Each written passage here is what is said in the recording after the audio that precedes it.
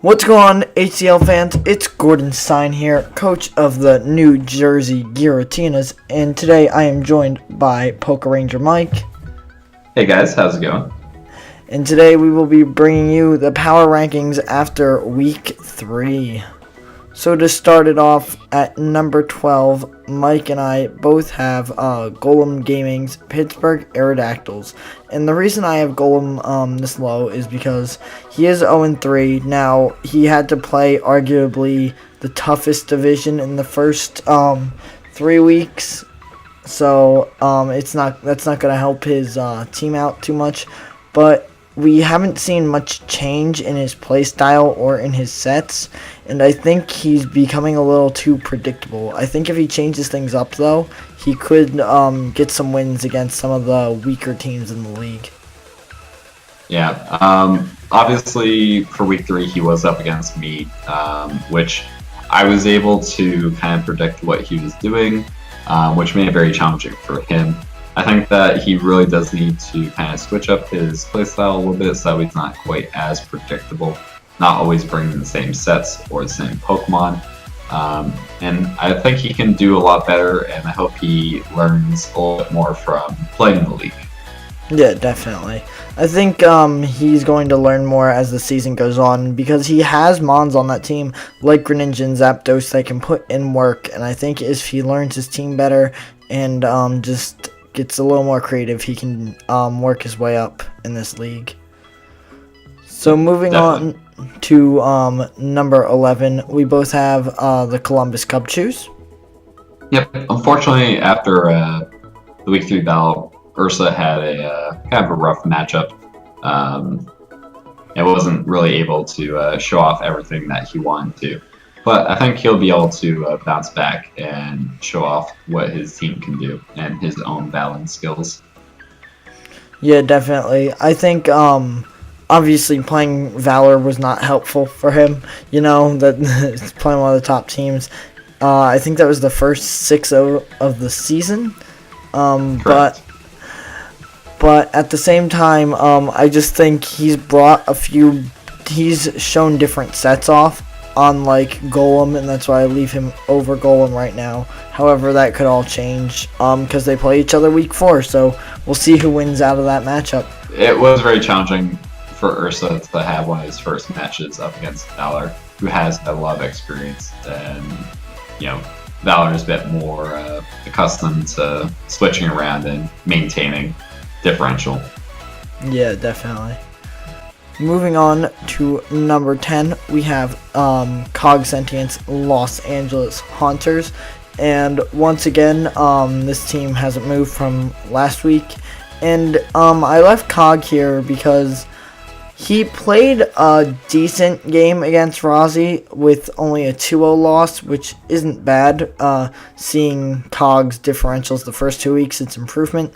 However, he had multiple ways to win that game, and he made some big mistakes, like with sacking off Garchomp so early, leaving it in on the Avaluggs, thinking it was going to do more damage, and then it going down. Same thing at the end there with the Kingdra. I think we did the Calcs, and Kingdra would have killed Gyarados with a Surf. So if he surfed again there, it would have killed Gyarados or Infernape on the switch. But he went for Draco instead, and so they were looking. So I went back and looked at that exactly, and the issue was that he had Draco, which brought the Infernape down into what the surf range should have been. So even had he surfed that turn, the Infernape should have lived with about 20 to 30%. Oh, well, never mind then. Still so though, unfortunately in that end part of the game, it really didn't end up mattering. Fair enough. I know he had that Incineroar for the Gyarados, and that sounds crazy, but it was bulky enough to live a hit and OHKO it. So I was a little surprised to see him sack that off to Infernape after it got the kill on Guzzlord. But moving on to number 9, I have Gaytor in the Cincinnati Salandits, and I'm doing kind of what you usually do, Mike. I'm doing a wake-up call. And Gaytor had a rough week in week 3. He ended up getting 4-0'd. And so because of that, I'm put Gaytor down to be like, come on, man, get it together and go win the next week. It not really too hard on Gaytor, but yeah, it was a very challenging matchup for Gaytor going up against Collin. Gaytor really didn't know how best to play around Collin's Celesteela, which kind of, I think, a little bit of mind games were happening behind the scenes as well, because Collin kind of messaged Gaytor and was like, am I going to bring Celesteela or am I not? And so I think there's a little bit of like mind games going into it, which made Gaytor kind of frazzled, which is why he's not as low on my list as he is on yours. But it definitely was not his best showing, but I do think he'll be able to do better in the future. Yeah, I think he'll bounce back up again. I'm doing it more as a wake-up call, and seeing how certain teams played this week, I felt like it was needed to move him to this spot just for this week, though. So our my number 9 and your number 8 is the Denver Avaluggs, which is coached by Rozzy, who is up against Cog, as we've already talked about. And Rozzy played a great game. He brought some different sets. He's using Infernape, Gyarados, and Galvantula more, unlike week 1, and he's using them well.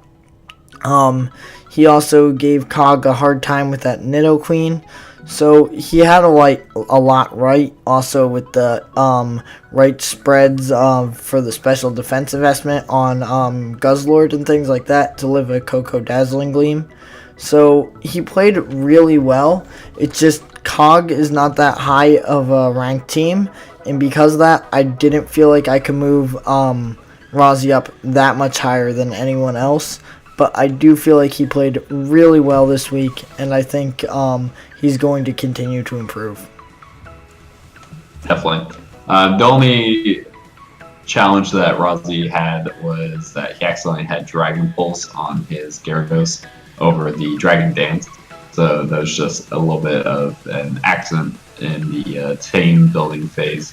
But I definitely think Rozzy is going to show off some cool sets now that he's kind of using more of his offensive and fast Pokemon. I think he'll definitely be a threat moving forward. Definitely, and with those fast Pokemon, he also carries Sticky Webs, so that is just 10 times more scary. But moving on to your number 8 and my number 7, we both have the Boston Delphox, coached by Red, and we both moved him down one spot. So, Mike, why'd you move Red down this week? So the main reason, obviously, it was mainly more that it was other teams moving above him or being placed above him. Because of what my number 7 pick was, and kind of my number 6. Red was able to do a good job of bringing his match against Fish to a 2-0, as Fish is one of the top contenders in our power rankings and in the league. So bringing him to a 2-0 was very good, and definitely showed that Red has a lot of skill with his team. So it just happened that not quite as high up, just based on who won and what other people did. Yeah. That's just why I have Red at number 8. Yeah, I think Red played a solid game against Fish. I just don't think it was anything outstanding. Like, I don't know. I felt like at times Red could have capitalized and didn't. But I still think he held his own against one of the top teams, and he's definitely a threat in this league. But like you said, some other teams really surprised this week, and because of that, we have him ranked higher. And one of those teams that surprised this week surprised me, and that was EpicMic, coach of the Boston Bronzongs, who I have at number 6 and you have at number 7. And the reason I moved Mick up 2 spots was because he had a 1-0 loss to me this week, and I was honestly shocked. I thought I had a team prepped pretty well that was going to counter most of Mixed team, but Mixed Absol was the big shock, and running creative sets like Mixed Absol and things like that is what Mick needs in order to take down some of these top threats, and he showed that this week that if he maybe made a few different plays at the end there, he might have walked away with a victory, so... Mick did end up getting help for me for building against your team. So a little bit of the inspiration did come from me, so not tooting my own horn or anything, but it did help him in some ways to battle against your team in unsuspected ways. So I definitely think if Mick takes that inspiration and uses it on his own, I think he'll be able to come out with some interesting victories. Definitely. Like we've said before, Mick has been up and down in these power rankings, and I think he shows what's needed to be a big threat in this league, but sometimes it gets away from him, and I think if he just really focuses during matches, he'll be able to keep moving up. So moving on to your number 6, who we already touched on a little bit, because I had him at number 9, is the Cincinnati Salandits. Is there anything else you want to add on Gaytor this week? The only reason why I have him up here is because I feel like this past week against Collin was kind of a fluke for him. I don't think it was at his best, and I think that he can still recover. So I didn't drop him quite as low as you did, and I still think Gaytor has a lot of creativity and interesting sets to bring up. So that's why I kept him fairly high at number 6, even though it was a 4-0 loss. I totally get that. Again, Gaytor, I think lacks a little bit in the defensive aspect as well, with Toxapeck being his really one big wall to teams.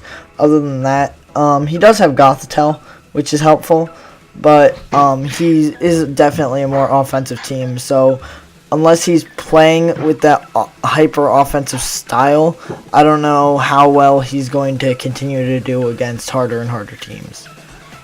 But only time will tell. Yeah, only time will tell. You're right, Mike. Moving on to number 5. He was here last week for me. I know you had him at number 4 and moved him down this week. We both have Collin in the Valencia Venusaurs, and just curious, why'd you move him down?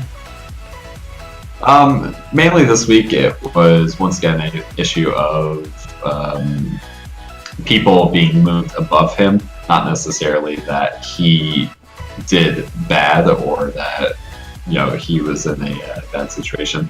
It's just that the people I placed above him moved him down. And when looking at this, I know Collin beat Gaytor by 1 differential point than Valor did, but when looking at the 3 matches total that Collin played versus Valor played against the Kala division, Valor ended up having a higher differential, and because of that, I ranked, you'll see in a second here that I ranked Valor right over Collin. But I still think Collin is a top threat in this league, and he's definitely shown to be a skilled battler. Yeah. His 4-0 victory against Gaytor was very strong. Honestly, Collin was very much in the driver's seat of that battle, and Gaytor was really just doing whatever he could to get back into it. Unfortunately, it wasn't quite enough. So Collin did a great job during that battle. Definitely. Moving on up to number 4, like I said, I have Valor's Dallas Darmanitans, and the reason I have him at number 4 this week, I didn't really move him up, is because I feel like his win, it was a good win this week, but I wasn't super surprised by it. It wasn't super shocking.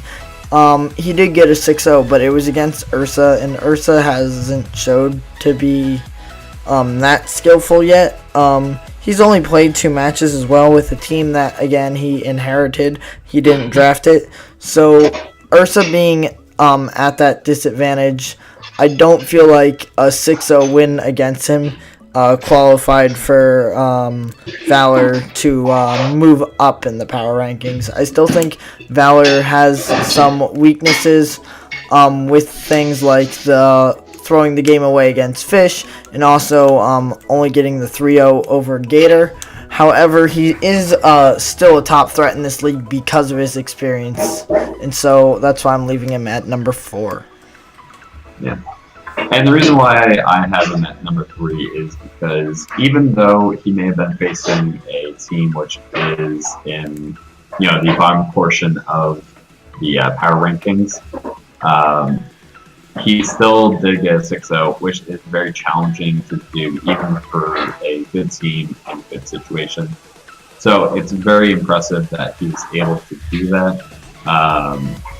And honestly, this is just kind of, I think, Valor returning to form. I think him, he was kind of nervous in his battle against Fish, which kind of impacted him negatively. So I think this is just a return to what Valor should be playing like. And I'm looking forward to seeing what he does coming up. Definitely. Moving on to my number 3 and your number 4, I have my team, the New Jersey Giratinas. And the reason I didn't move myself down, even though I had barely a win against Mick this week, was because I thought I was out at when he went up 5-3. I honestly thought I was out in the battle. But I was able to continue battling instead of losing my head like some people would have in that situation. I was able to remain calm, and I did everything I could to claw my way back into the battle and ultimately take the win at the end. So because of that, and because I overcame that without letting it go to my head, like some people have shown to do, I left myself at number 3. And the reason why I put you down at number 4 was, one, because Val did get the 6-0, which was very impressive, and also because, looking back, had Nick decided to, bring in his Kartana first instead of the Metagross, he very likely could have gotten the win against you. So, it's kind of misplayed by Nick. Not that you didn't play well, but he did have the opportunity for victory, but he did throw it away. Yeah, definitely. And I totally understand that. I'm not going to argue, having me down at number 4 versus number 3. That would be ridiculous. I definitely think I had a few misplays against Mick in that battle, but again, I'm still 3-0, so I'm just saying. I'm 3-0. No. We'll see, though, because I have myself over Valor, you have Valor over me, and Valor and I go head-to-head this week, so we'll see what happens. We'll just have to see what happens. Exactly. Moving on to my number 2 and your number 1, it's yourself, you're Lapras, and how about you talk about yourself first a little bit? So the reason why I'm keeping myself at number 1 over Fish, who, obviously is the only remaining player, is even though I was playing up against Golem, I did end up winning a very convincing 5-0 victory against him. And honestly, I was just pretty much in control of the battle the entire time. There wasn't really a situation at any time where I felt that I wouldn't win. And I feel like for Fish, that was slightly different, and we'll get to him when we talk about him. So I feel like that's why I put myself at number 1, just because I felt like pretty much the first 3 weeks, even though I may not have been playing as high tier players as Fish had, I was very much in control of the games and was able to win fairly convincingly. Yeah, I totally get that. And to add on to that, I think you played a great battle against Golem, obviously. It's just, when I looked over, like I've said before a few times, I've looked at teams versus the division they played and compared it with other teams in their division. And obviously, we're both 3-0. We played one of the weaker divisions, I'd say. I don't know if that's the case or if we're one of the stronger divisions. I don't know. But obviously, our division has greater records than the division we went up against. And because of that, I think Fish just because he's also the only other 3-0 team besides the two of us. Seeing that he's 3-0 against slightly better teams, or just better in general, I felt like he deserved to be at number 1 because he beat my number 7, my number 5, and my number 4. And when you can beat teams that are all or pretty much all in the top half of the power rankings, that's pretty impressive. Yeah. The only thing going with Fish's game is that had Red's Electros, or not Electros, but what's it called? Heliolisk. Ben Scarf, he may have been able to close out the remainder of that game, or had his Shiinotic been physically defensive versus especially defensive, then he may have been able to clinch it out. Which obviously it's all what ifs, but it wasn't quite as convincing as some other games might be. So that's the only reason why I still have him at number 2. He still played great. He is prepping very well. He has a very solid team, and like we said, he's played against some people who are in the top portion of power rankings. So definitely think that Fish is very strong.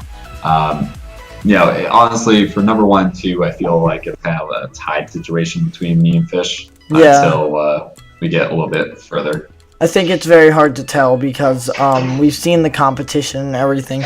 I think after week 4, we'll know for sure. Maybe not for sure, but we'll have a better idea just because we'll be playing. I think Fish is playing Red, and you're playing not Golem. You played Golem last week. Who are you playing this week, Mike? Collin. You're playing Collin. That's right. Okay, so yeah. You're playing Collin, and he is playing against Red, and I think they're pretty even. Maybe a little unbalanced. I think they're closer though in in ability and power. So I think this upcoming week is going to prove who's the stronger of the two of you. 1 second. Let's see. So this week, Fish is up against Mick in the Bronzongs. Oh, did he already play Red? I feel like he played Red. He played Red this week for week 3. My brain. You can tell I have been on very little sleep. And the reason I have been on very little sleep, shameless plug, is because we now have a website. That's right, thehdl.com. On our website we have Go down in the description. Yep. Click that link. Check it out. And we are linked to our Discord, our Patreon, our Twitter, our YouTube channel, and our merch store for Redbubble. And on top of all that, there's all the information you need to know about the teams, about trades and transactions, and about the upcoming schedule. So make sure to check out, follow along with your favorite teams, and keep rooting for them. So until next week, I've been Gordon Sine. And it's been PokeRangerMike. And we will see you next week. Bye-bye.